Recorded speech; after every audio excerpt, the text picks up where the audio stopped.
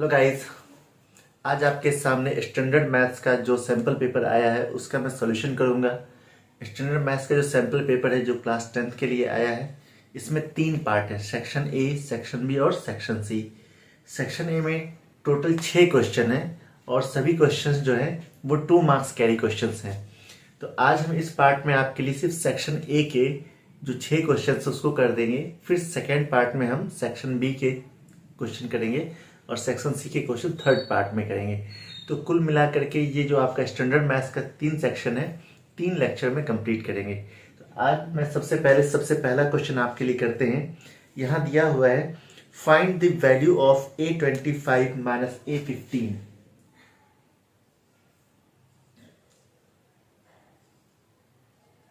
ये आपकी वैल्यू, इसकी वैल्यू कह रहा फाइंड करने के लिए। इसकी वैल्यू नहीं मालूम कितना होगा, लेकिन आपको एपी दिया हुआ है। एपी है वो दिया हुआ 6, 9, 12, 6, 9, 12 एंड शो ऑन। ये एक तरह का एपी दिया हुआ, आपसे इसका वैल्यू पूछ रहा है। तो यहाँ पर देखिए ए का वैल्यू 6 हो जाएगा और डी कॉमन डिफरेंस कितना हो जाएगा 9 माइनस 6 यानी कि 3। कॉमन डिफरेंस क्या होता है, डी का फॉर्मूला होता है A2 माइनस A1। सेकेंड में से फर्स्ट को माइनस कर देते। अब देखते A25 क्या होता है, ये होता है A प्लस 24D। फिर A15 क्या होता है, ये होता है A प्लस 14D। अब इन दोनों को माइनस करना, माइनस करेंगे तो क्या आएगा A25 माइनस A15, इसी की तो वैल्यू निकालनी। ये माइनस करेंगे तो ये हो जाएगा 10D। यानी कि आपको कुल मिला के डी की वैल्यू की जरूरत है। 10 मल्टीप्लाई 3, 10 मल्टीप्लाई 3 30, यानी कि ये आपके क्वेश्चन का आंसर आ गया। इस क्वेश्चन में लेकिन आपको एक इंटरनल चॉइस भी दिया गया है। आई होप ये आपको समझ में आ गया होगा। इसे मैं हटा देता हूं। इंटरनल चॉइस से रिलेटेड जो क्वेश्चन है वो ये है, if 7 times the 7th term of the AP is equal to 5 times the 5th term, then find the value of its 12th term. तो आई होप ये आपके सामने पीपीटी भी है, तो देख सकते हैं। इसी में और ऑप्शन है, आपसे कह रहा है 7th times the 7th term equal to 5 times the 5th term. आपसे ऐसा कह रहा है, तो आपसे कह रहा है then find the value of 12th terms. तो A12 की वैल्यू आपसे फाइंड करने को कह रहा है, यानी कि A प्लस 11D की वैल्यू चाहिए इसे। ये कितना आएगा तो देख लेते। 7 टाइम्स ऑफ A7 होता है A plus 6D। 5 times of A5 ये होता है A प्लस 4D। A5 होता है A प्लस 4D और A7 होता है A प्लस 6D। ऐसे लिखते हैं। तो यहां पे मल्टीप्लाई कीजिए तो देखिए 7A प्लस 7 6 जा 42D, यहाँ 5A प्लस 5 4 जा 20D। इसे इधर शिफ्ट कीजिए, 7A minus 5A plus 42D minus 20D equal to 0। 2A हो जाएगा और प्लस 22D हो जाएगा इक्वल टू 0। 2 कॉमन ले लीजिए, A प्लस 11D हो जाएगा इक्वल टू 0। 2 इधर जाके फिनिश हो जाएगा, यानी कि A plus 11D equal to 0। और आपको इसी की तो वैल्यू निकालनी थी, यानी किसी को तो A12 कहते हैं। A12 इक्वल टू 0 आपसे जो पूछ रहा था, इसका वैल्यू आई होप ये समझ में आ गया होगा कि ये इसकी वैल्यू जो हो रही है 0 आ रही है। आई थिंक ये फर्स्ट क्वेश्चन का दोनों पार्ट मैंने आपको बता दिए। चलिए इसी तरह से एक दूसरा क्वेश्चन है, find the value of m so that quadratic equation mx into 5x minus 6 equal to 0 has 2 equal roots. तो ये रिलेशन ऑफ द रूट्स है। तो जब कभी भी आपको रिलेशन ऑफ द रूट्स पूछेगा, नेचर ऑफ द रूट्स कहेगा, तो आपको डी निकालना होगा। तो सबसे पहले क्वेश्चन 2 के लिए देख लेते हैं। mx into 5x minus 6 equal to 0। Equal roots का जिक्र है। इक्वल रूट्स तब होता है जब d इक्वल टू 0 होता है। तो d निकालने का फॉर्मूला होता है b square minus 4ac equal to 0। अब इस क्वेश्चन में क्या है देखिए जरा, m5 इंटू एक्स स्क्वायर, पहले मल्टीप्लाई कीजिए, माइनस 6mx इक्वल टू 0, यहाँ 5m लिख लेते हैं, ज्यादा बेहतर होगा। ठीक है, अब इसमें a का वैल्यू कितना है, a का वैल्यू 5m है और b का वैल्यू -6m है और c का वैल्यू है ही नहीं, इसमें c वाला टर्म नहीं है। तो इक्वल रूट्स के लिए तो ये 0 होना चाहिए, तो लिखेंगे -6m² -4 into 5m into 0, c का वैल्यू 0 इक्वल टू क्या हो जाएगा 0। अब यहां क्या हो जाएगा -6m² -4 5 या 20m इंटू 0 इक्वल टू 0। ये क्वेश्चन आपका सही नहीं है, इनकम्प्लीट है। आई होप इसके इक्वल रूट्स आ ही नहीं सकते, चाहे m की कुछ भी वैल्यू लिख लीजिए। ये क्वेश्चन आपके बुक से इनकम्प्लीट है क्योंकि इस क्वेश्चन में c की वैल्यू है ही नहीं। ये -6m² -0 इक्वल टू 0, यानी कि 6m² की वैल्यू 0 हो गई, तो m² की वैल्यू 0 आ रही, m की वैल्यू 0। और अगर आप m की वैल्यू 0 रखते हैं तो ये क्वाड्रेटिक इक्वेशन बनेगा ही नहीं। क्यों नहीं बनेगा? क्योंकि ये क्वाड्रेटिक इक्वेशन को ही फिनिश कर दे, ये पूरा इक्वेशन ही 0 हो जाएगा। तो यहाँ पे m की वैल्यू 0 आ रही है। आई होप ये क्वेश्चन सही नहीं है, ये क्वेश्चन नहीं देना चाहिए था। अब पता नहीं इन्होंने कैसे दे दिया है, खैर कोई बात नहीं, अब दिया है तो हम कर लेते हैं। इतना ही रहेगा इसमें, m की value for any value of m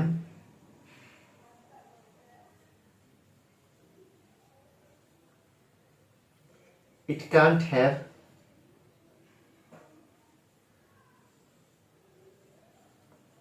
equal roots. m का कोई भी वैल्यू रख दीजिए, इसका इक्वल रूट्स तो हो ही नहीं सकता। तो ये बात गलत है इस क्वेश्चन के हिसाब से। यहाँ पे mx यहाँ नहीं होना चाहिए था, या फिर यहाँ पे कुछ और होना चाहिए था। इसमें कांस्टेंट टर्म का होना नेसेसरी था। अगर कांस्टेंट टर्म नहीं है, इसका मतलब ये 0 हो रहा है और 0 होने की वजह से ये पूरा टर्म 0 हो जाएगा। यहाँ पे c की वैल्यू ही नहीं है इस इक्वेशन में, तो ये गलत बात है। अब क्वेश्चन नंबर 3 देखते हैं। जैसा कि आप देख सकते हैं यहां पर दो कॉर्ड है, एक कॉर्ड AB है, PA और PB इसका टेंजेंट है, OP का डिस्टेंस 2r यानी कि डबल टाइम्स ऑफ रेडियस दिया हुआ है। तो आपसे पूछा ये जो ट्रायंगल APB होगा ये कैसा ट्रायंगल होगा, इसके बारे में डिस्कस कीजिए। तो जरा हम देख लेते हैं। क्वेश्चन नंबर 3 है ये एक सर्कल है, मान लीजिए एक टेंजेंट इधर है, एक टेंजेंट इधर है।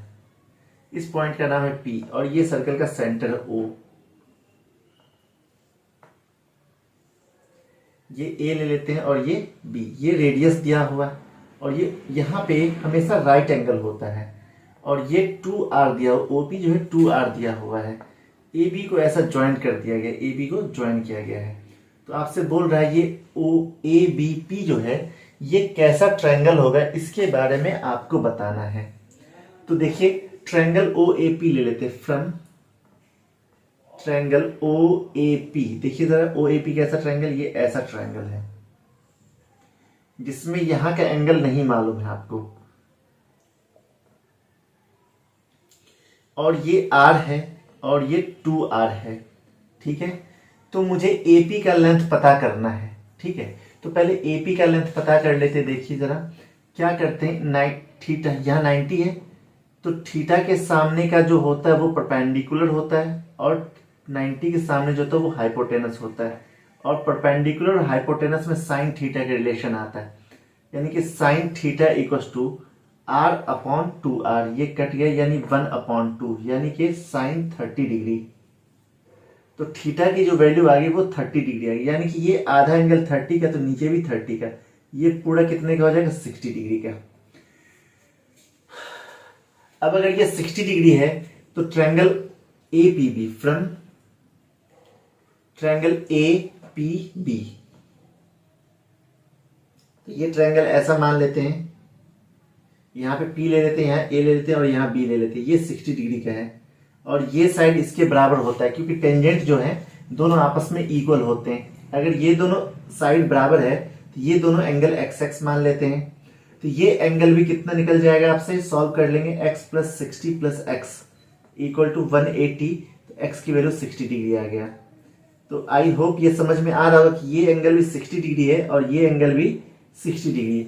अगर किसी ट्रायंगल का तीनों एंगल 60 डिग्री हो जाए तो उस ट्रायंगल को कहते हैं इक्विलेटरल ट्रायंगल, यानी कि APB जो है इक्विलेटरल ट्रायंगल। इसका मतलब क्या हुआ, therefore triangle APB is equilateral triangle, यानी कि APB एक जो है इक्विलेटरल ट्रायंगल है। आई होप ये आपको समझ में आ गया होगा, ये काफी आसान सा क्वेश्चन था। इसके बाद एक क्वेश्चन नंबर 4 है जो कर्व सरफेस एरिया से रिलेटेड है, तो देख लेते हैं उसे भी क्या है। जैसा कि आप देख सकते हैं, the curve surface area of right circular cone is 12320 cm² and its radius is 56 centimetre, find the height. तो यहाँ पे एक कोन का डिस्कस किया गया है, तो चलिए हम भी उस कोन को देख लेते हैं क्या है उस कोन में। तो आपसे क्वेश्चन कह रहा है द कर्व, क्वेश्चन नंबर 4, एक कोन है, कोन ऐसा होता है,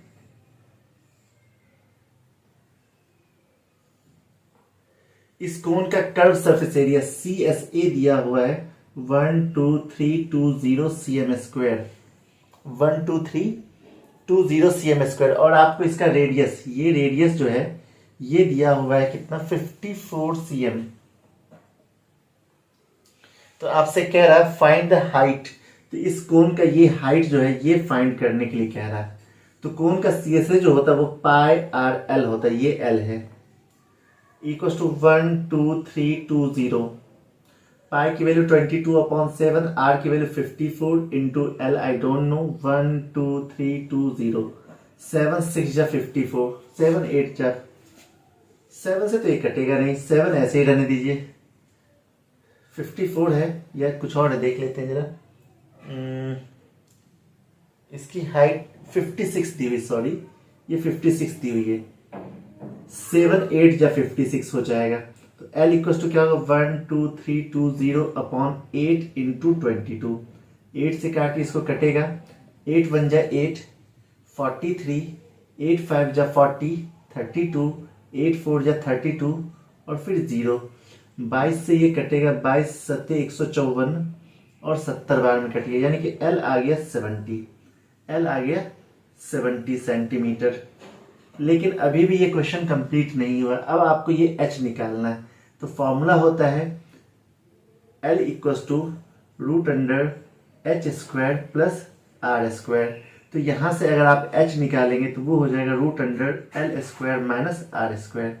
√L देखिए 70 है और R देखिए 56 है। तो एक बार दोनों को प्लस कर लीजिए, A² माइनस B² क्या होता है, A plus B into A minus B. तो इसी फॉर्मूला का यूज कर लीजिए, 7 6 13, 6 7 5 12 126 और फिर माइनस करेंगे, 10 माइनस 6 तो 4, 6 माइनस 5 तो 1। ये हो गया 126 का फैक्टर कर लेते हैं, 2 6 जा 12, 2 3 जा 6, 3 21 जा 3 7 जा, यानी कि 2 इंटू 3 इंटू 3 इंटू 7 और 14 हो जाएगा 2 इंटू 7। तो ये 2 का पेयर बन गया, यानी कि एक 2 बाहर हो गया, 3 का पेयर, एक 3 बाहर और एक 7 का पेयर, तो 7 बार, 2 3 जा 6 7 जा 42 सेंटीमीटर। ये इसका आंसर हो गया। आई होप इस कोन का हाइट जो होगा ये 42 सेंटीमीटर कैसे आ गया ये आपको समझ आ गया होगा। अब इसके बाद क्वेश्चन नंबर 5 देखते हैं। इसमें एक मिसेस गॉर्ग हैं, वो कुछ डेटा रिकॉर्ड करती हैं और मार्क्स ऑप्टेंड स्टूडेंट के हैं दिए हुए।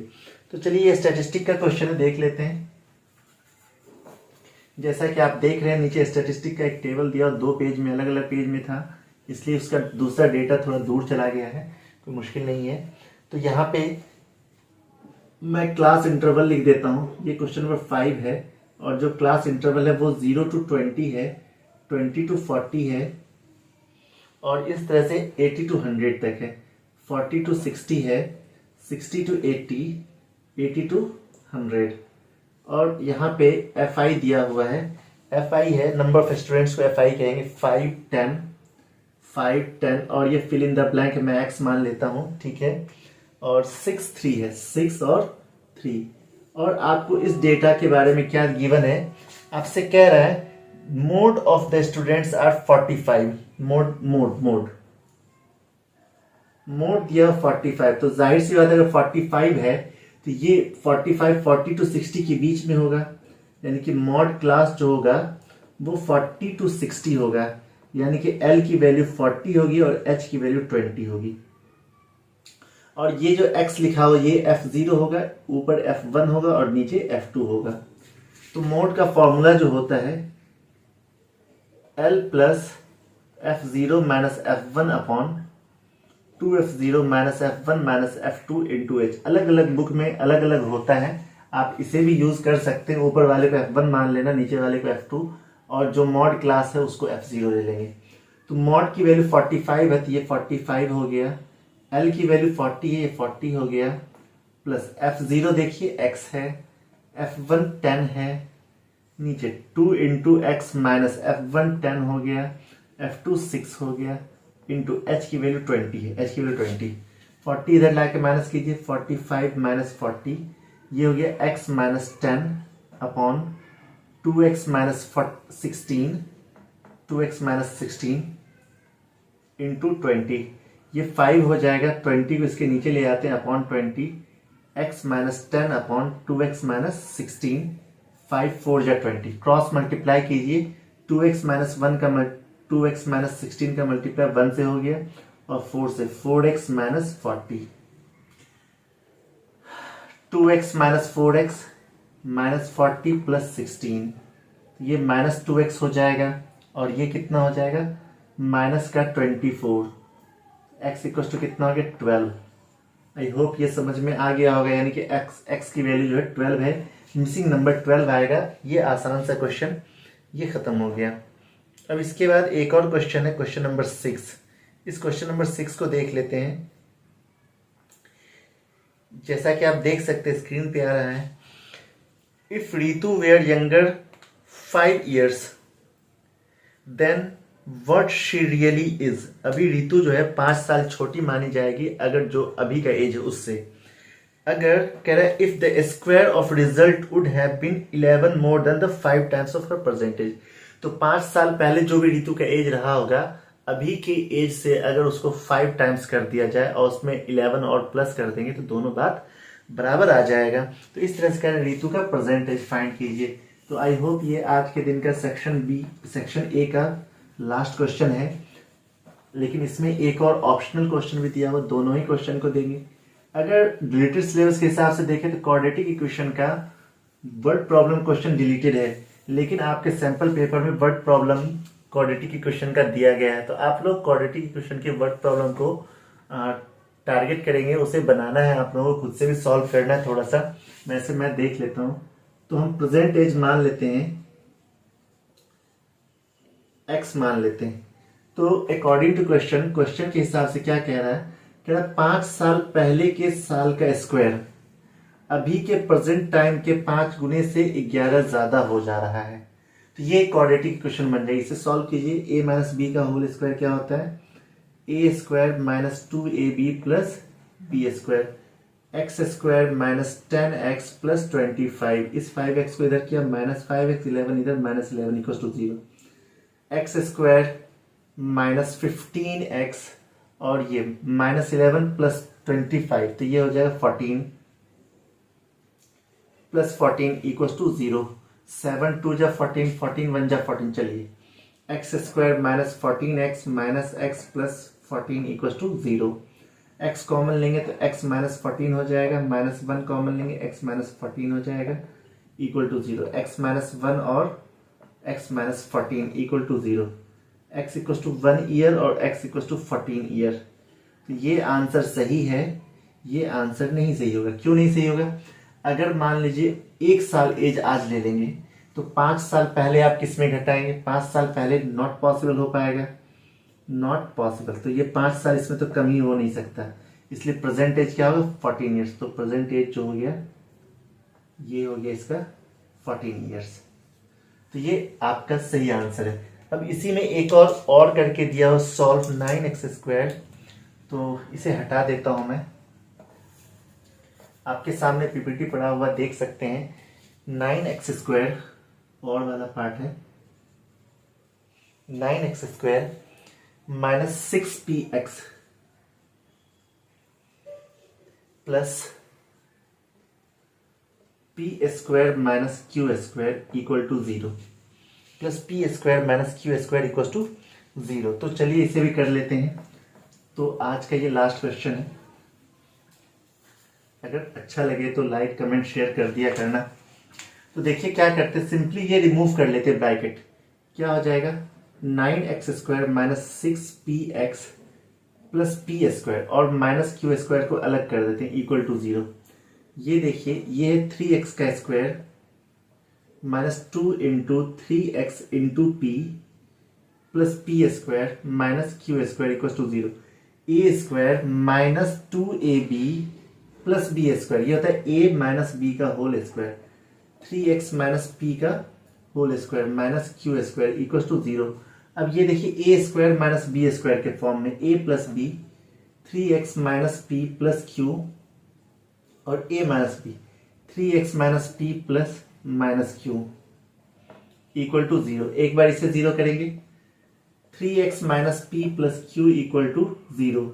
तो 3x इक्वल हो जाएगा p minus Q, x equal हो जाएगा p माइनस क्यू अपॉन 3। फिर एक बार इसे 0 कीजिए, 3x minus Q minus p equal to 0। तो 3x इक्वल हो जाएगा p plus Q, x equal to p plus Q upon 3। तो ये मिडिल टर्म एक्सप्लिट से ही हो गया, सिंपल सा क्वेश्चन था। तो आज के लिए बस इतना ही रहने देते हैं। See you soon. Thank you, bye.